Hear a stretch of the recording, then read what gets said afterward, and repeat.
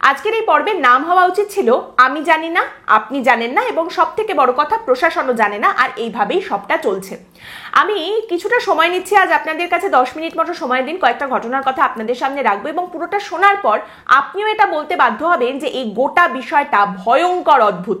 তো আমি খবর পড়ছিলাম এবং খবর পড়তে পড়তে একটা খবর চোখে পড়লো যে মহারাষ্ট্রতে জেপ্টোর একটা গুদাম ধরা পড়েছে, প্রশাসনের লোকজন গিয়ে ধরেছেন এবং সেই গুদামের ভেতর থেকে পচা মালপত্র, পচা খাবার দাবার পাওয়া গেছে, লটকে লট পচা খাবার।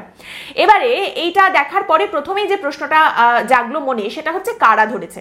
কিন্তু সে কথায় আসার আগে বলি যে জেপ্টো জিনিসটা কি। আমাদের এখানে জেপ্টো চলে না, কিন্তু Blinkit, big basket, Amazon, Zomato, সুইগির মতো যেরকম প্ল্যাটফর্মগুলো রয়েছে, জেপ্টো সেরকমই একটা প্ল্যাটফর্ম, তাদেরও একটা অ্যাপ রয়েছে। এখানে আপনি অর্ডার করে নিত্য নৈমিত্তিক জিনিসপত্র আনাতে পারেন, আবার খাবার জিনিসপত্রও আনাতে পারেন। তো দেখলাম মহারাষ্ট্রে এফডিএ যারা রয়েছে, অর্থাৎ ফুড অ্যান্ড ড্রাগস অ্যাডমিনিস্ট্রেশন মহারাষ্ট্রের, তারা এটা ধরেছে। এবার খাতায় কলমে এরকম একটি সংস্থার প্রত্যেকটি রাজ্যতেই থাকার কথা। তো এইখানেই আমার মনে যে প্রথম প্রশ্নটা জাগলো সেটা হলো যে তাহলে পশ্চিমবঙ্গে এগুলো কারা দেখছেন?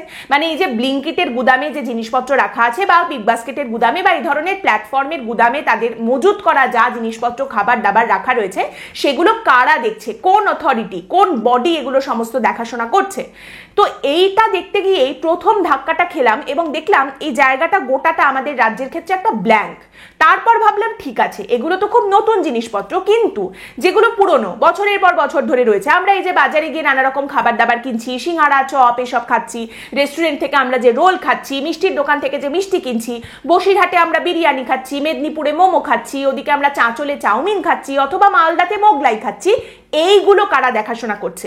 ঠিকঠাক জিনিসপত্র দেওয়া হচ্ছে কিনা, ঠিকঠাক জিনিসপত্র ব্যবহার করা হচ্ছে কিনা, পচা জিনিস দেওয়া হচ্ছে কিনা, এগুলো কারা দেখাশোনা করছেন? এবং কদিন পর পর তারা গিয়ে রেড করছেন, বা কদিন পর পর গিয়ে এই সমস্ত কিছুর খোঁজ খবর করা হচ্ছে?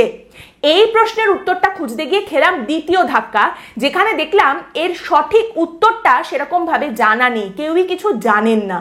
এই যে এত বড় বড় রেস্টুরেন্ট রয়েছে, আরসালান, আমিনিয়া, দাদা বৌদি, চাউম্যান, এরকম যে বড় বড় রেস্টুরেন্ট, তাদের যে রান্নাঘর, সেই রান্নাঘরগুলোতে কদিন পর পর রেড করা হয়। সরকারের তরফ থেকে, প্রশাসনের তরফ থেকে কারা গিয়ে এগুলো দেখাশোনা করেন, কদিন পর পর গিয়ে এগুলো দেখাশোনা করেন, এবং তারপর কি হয়? সেখানে যদি দেখা যায় কোনো গন্ডগোল হয়েছে, তাহলে কি কোনো ফাইন করা হয়? এই যে লাইসেন্সগুলো রয়েছে, সেগুলো কিভাবে রিনিউ করা হয়? এই সমস্ত প্রশ্নের উত্তরটায় কেমন যেন সব জায়গাতেই ধোঁয়াশা রয়েছে। দেখুন, কলকাতার বুকে বা যে কোনো জায়গায় আপনি বলুন, পশ্চিমবঙ্গে যদি আপনি একটা বড় রেস্টুরেন্ট খুলে বসেন, একটা বড় ব্যবসা করেন, তাহলে এইটার সম্ভাবনা খুব একটা নেই যে আপনি, আপনার ব্যবসার মালিক, আপনার রেস্টুরেন্টের মালিক হিসেবে আপনার রাজনৈতিক কোনো রকম কোনো যোগাযোগ নেই, শাসক দলের কারোর সঙ্গে কারোর সংস্পর্শে আপনি নেই বা যোগাযোগে নেই, এই সম্ভাবনা খুবই কম। এবার এখানেই আবার যে সন্দেহটা উঠে আসে, আতঙ্ক বা ভয়ের জায়গাটা, সেটা হচ্ছে যত বেশি আপনার রাজনৈতিক যোগাযোগ রয়েছে, যত বেশি ক্ষমতাবান মানুষের কাছাকাছি আপনি রয়েছেন, ততই কম আপনার ইন্সপেকশন হয়, ততই কম আপনার রান্নাঘরে নজরদারি চলে, এবং ততই বেশি এখানেও কিন্তু পচা জিনিসপত্রের সম্ভাবনাটা বেড়ে যায়। কোন দপ্তর এগুলো দেখাশোনা করবে? পুরসভা করবে, নাকি কোনো সরকারি দপ্তর, খাদ্য দপ্তরের অধীনে গোটা জিনিসটা হবে, নাকি দুজনে একসঙ্গে যুগ্মভাবে করবেন গোটা বিষয়টা? এখানেও ধোঁয়াশা। কারণ খাতায় কলমে দায়িত্ব, রিক্রুটমেন্ট সেটা দুজনের উপরেই বর্তায়, কিন্তু এক্স্যাক্টলি হচ্ছেটা কোথায় সেটা জানা নেই। আমাদের কিন্তু ফুড সেফটি অফিসারের পদ রয়েছে, তার জন্য পরীক্ষা হয়, নিয়োগ হয়, কিন্তু কবে নিয়োগ হচ্ছে সেগুলো জানা যাচ্ছে না। আপনারা নিশ্চয়ই জানেন ফুড এসআই বলে একটা পদ রয়েছে, সেই পদের পরীক্ষা হয়, ফুড এসআই পরীক্ষা হয়, যাদের দায়িত্ব হচ্ছে তারা চাকরিটা পেয়ে এই সমস্ত ইন্সপেকশন করবেন, গুণমান সমস্ত কিছু দেখে শুনে রাখবেন। কিন্তু এই ফুড এসআই এর পরীক্ষাতেও আমাদের রাজ্যে দুর্নীতির অভিযোগ ওঠে। সেই ফুড এসআই এর পরীক্ষার প্রশ্নপত্র ফাঁস হয়ে যায়, কি করে ফাঁস হলো আদালত পর্যন্ত গোটা বিষয়টা গড়িয়ে যায়, কি করে ফাঁস হলো কিছুই জানা যায় না। এবং তার সঙ্গে তাহলে কারা এই ফুড সেফটি দেখাশোনা করছেন পশ্চিমবঙ্গে, সেই উত্তরটাও জানা যায় না। কলকাতা পুরসভারও নিজস্ব গাইডলাইন নিয়ম রয়েছে, কিন্তু সেটা কতটা ইমপ্লিমেন্টেড হয়, কত দ্রুত ইমপ্লিমেন্ট করা হয়, বা কদিন পর পর মানুষজন এগুলো গিয়ে দেখাশোনা করেন, কোনোটারই আপনি সঠিক উত্তর খুঁজে পাবেন না। সব জায়গাতেই ধাঁধা, ধোঁয়াশা বা জানা নেই। একটা উপায় রয়েছে, সেটা হচ্ছে আপনি যদি গিয়ে অভিযোগ জানান। এবার আপনি অভিযোগ কোন দপ্তরে গিয়ে জানাবেন সেটা অবশ্য জানা নেই, কিন্তু আমরা ধরে নিলাম যে আপনি পুলিশের কাছে গিয়ে অভিযোগ জানাচ্ছেন। এবার সেইভাবে কোনো অভিযোগ যদি দুম করে গিয়ে কোনো প্রশাসনিক আধিকারিকের কানে পৌঁছে যায়, তখন হঠাৎ দেখা যায় যে তারা নড়ে চড়ে বসেছেন এবং তারা কিছু কাজকর্ম করছেন। যেমন একটা খবর সামনে এসেছে, একটি সংবাদ মাধ্যমের প্রতিবেদন যেটা প্রকাশিত হয়েছে মে মাসে, এবং এই খবরটা আর এই খবরের ছবিটা আমি দেখেছি আজ যখন আমি এই পর্বটা নিয়ে রিসার্চ করছিলাম। ডাল ভাত আর আলু ভাজা খেতে বসবো তার ঠিক আগে রিসার্চ করার সময় ছবিটা দেখেছিলাম, তারপরে ডাল ভাত আলু ভাজা যে খেয়েছি আমার এখনো পর্যন্ত সেটা হজম হয়নি। যাই হোক, তো সেখানে বলা হচ্ছে শিলিগুড়ির একটা রেস্টুরেন্ট, সেখানে প্রশাসনিক আধিকারিকরা হানা দিয়েছেন এবং তারা গিয়ে দেখছেন বাথরুমে কমোডের পাশে বিভিন্ন রকম রান্না করা খাবার দাবার, বিরিয়ানি, ভাত, তরকারি সমস্ত কিছু বাটি বাটি করে সুন্দর করে রাখা রয়েছে। এবং সেখানে ওই হোটেলের, ওই রেস্টুরেন্টের যিনি মালিক তার নাম অর্জুন রায়, এবং তিনি পরিষ্কার দাবি করছেন যে আসলে আমাদের এখানে খাবার দাবার আলাদা করে রেখে পরিষ্কার করা হচ্ছিল, হঠাৎ করেই প্রশাসনিক আধিকারিকরা হানা দিয়েছেন, তো কর্মীরা ভয় পেয়ে খাবার দাবারগুলো নিয়ে গিয়ে বাথরুমে রেখে দিয়েছেন, না হলে আমাদের এখানে কোনোদিনই বাসি খাবার দেওয়া হয় না। 2024-এর খবর, সেই সময় বলা হচ্ছে যে শক্তিগড়ে 19 নম্বর জাতীয় সড়কের পাশে যে ল্যাংচা হাব রয়েছে সেখানে দেখা যাচ্ছে প্রশাসনিক আধিকারিকরা হানা দিয়েছেন এবং তারপর বস্তা বস্তা ল্যাংচা জেসিবিতে করে তুলে নিয়ে গিয়ে মাটিতে পুঁতে দেওয়া হচ্ছে। কেন? কারণ এই যে প্রশাসনিক আধিকারিক যারা হানা দিয়েছেন তারা গিয়ে দেখতে পেয়েছেন প্রচুর পরিমাণে ফাঙ্গাস ধরা বা আধ কাঁচা ল্যাংচা পড়ে রয়েছে মাটির ওপর ডাই হয়ে গুদাম ঘরে, এবং সেগুলো খাওয়ার অযোগ্য। সেইগুলোকে তুলে নিয়ে গিয়ে তারা মাটিতে পুঁতে নষ্ট করছেন, কারণ সেগুলোতে ফাঙ্গাস ধরে গেছে, সেগুলো আধ কাঁচা, সেগুলো ওইভাবে রেখে দেওয়া হয়েছিল।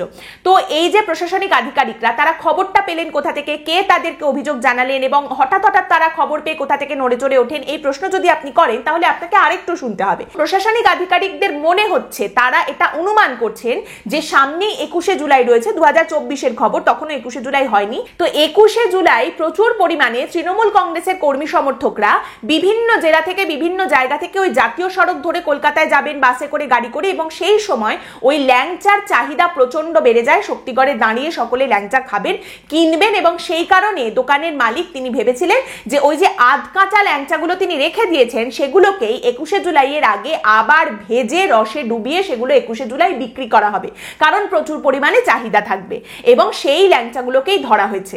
এইবার আপনি যদি প্রশ্ন করেন যে যাকে তাহলে ধরা হলো, প্রশাসনিক আধিকারিকরা যাদের ধরেছেন বলা হলো এই যে রেস্টুরেন্টের মালিক, এই যে মিষ্টির দোকানের মালিক, এদের সঙ্গে হলোটা কি, কি শাস্তিটা এরা পেলেন? তাদের দোকান বন্ধ করে দেওয়া হলো, ফাইন দিতে হলো, নাকি তাদের লাইসেন্স ক্যান্সেল হলো, কি হলো আবার জানা নেই।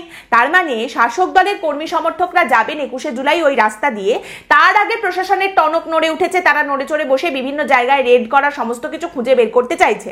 শাসক দলের কর্মী সমর্থকরা যাবে, তার আগে প্রশাসন নড়ে চড়ে বসেছে। তা না হলে আপনি যদি যান, সে 21শে জুলাই হোক বা 21শে জুলাইয়ের আগে পরে অন্য যে কোনো সময় আপনি যান, আপনি গিয়ে আধকাচা ফাঙ্গাস ধরা ল্যাংচা খান, তাতে কি বা এসে যাবে? যদি উঠে যান উঠে যাবেন, তাতে কারোর কিছু যায় আসে না। যেমন দীঘার একটা খবরের কথা সামনে এলো এবছরই জানুয়ারি মাসে। এখন তো দীঘায় জগন্নাথ মন্দির হয়েছে, দিদি জগন্নাথ মন্দির করেছেন, এত মানুষজন যাচ্ছেন, তো সেখানকার কি অবস্থা? জানুয়ারি মাসের একটি খবর বলছে যে খাদ্য সুরক্ষা দপ্তরের আধিকারিক, খাদ্য সুরক্ষা দপ্তর, তারা ঘুরতে গেছে দীঘাতে। এবার দীঘাতে গিয়ে তারা কি দেখছে, একের পর এক হোটেলে তারা গেছেন এবং সেই হোটেলগুলোতে গিয়ে তারা দেখছেন যে হোটেলের রান্নাঘরে ঢোকা যাচ্ছে না। এদিকে হোটেল ঝকঝকে তকতকে, বসার জায়গাও খুব সুন্দর পরিষ্কার, এদিকে রান্নাঘরের ভেতরে ঢুকে দেখা যাচ্ছে সেখানে পচা বাসি জিনিসপত্র পড়ে রয়েছে, সেই সমস্ত দিয়েই রান্না হচ্ছে, সেই সমস্ত জিনিসপত্রই মানুষকে খেতে দেওয়া হচ্ছে। এইরকম একের পর এক হোটেলে তারা গেছেন এবং 13টা হোটেল এরকম পাওয়া গেছে যেখানে অন্ধকারাচ্ছন্ন, অত্যন্ত অস্বাস্থ্যকর পরিবেশে রান্নাবান্না হচ্ছে, নোংরা বাসি পচা খাবার দাবার দেওয়া হচ্ছে। এমনকি কিছু কিছু হোটেল বা রেস্টুরেন্টের রান্নাঘরে ঢোকার সময় ওই খাদ্য সুরক্ষা দপ্তরের আধিকারিকদের নাকে রুমাল চাপা দিতে হয়েছে, এত খারাপ পরিস্থিতি। তাহলে একদিকে তো ভালো, এইটা একটা দপ্তরের নাম পাওয়া গেছে, খাদ্য সুরক্ষা দপ্তর, তার আধিকারিকরা রেড করেছেন, এখন তো আরো বেশি পরিমাণে টুরিস্ট যাচ্ছেন দীঘাতে, তাহলে আগেই এটা ধরা হয়ে গেছে, ভালো কথা। তারপর কি হলো? তারপর জানা গেল যে প্রশাসনের তরফ থেকে এখানে বেশ কয়েকটা হোটেলকে, রেস্টুরেন্টকে আইনি নোটিশ দেওয়া হয়েছে যে এগুলো করা যাবে না। তারই সঙ্গে সমস্ত এই রেস্টুরেন্টগুলোকে বলা হয়েছে যে আপনারা তাড়াতাড়ি কিন্তু সমস্ত কিছু পরিবর্তন করুন, পরিবেশ ভালো করুন, অস্বাস্থ্যকর পরিস্থিতিতে রান্নাবান্না করবেন না। সমস্তটা ঠিকঠাক করুন, না হলে কিন্তু এরপর আপনাদের ফাইন হতে পারে, আরো কঠোর ব্যবস্থা কিন্তু আমরা নিতে পারি, এবং তার সঙ্গে যেটা বললাম আইনি নোটিশও তাদের দেওয়া হয়েছে। খুব ভালো কথা, এতগুলো জিনিসপত্র করা হয়েছে, কিন্তু তারপর কি হলো? এই যে জানুয়ারি মাসে গোটা ঘটনা ঘটলো, তারপরে তারা পরিবেশ বদলেছে কিনা আরেকবার কি রেড হয়েছে, ইন্সপেকশন হয়েছে? যদি পরিবেশ বদলে না থাকে তাহলে সেই কঠোর শাস্তি সেটা কি হয়েছে? আইনি নোটিশের পরবর্তী স্টেপের দিকে কি এগোনো হয়েছে? লাইসেন্স ক্যান্সেল করা, কোনো জরিমানা, এরকম কিছু কি হয়েছে?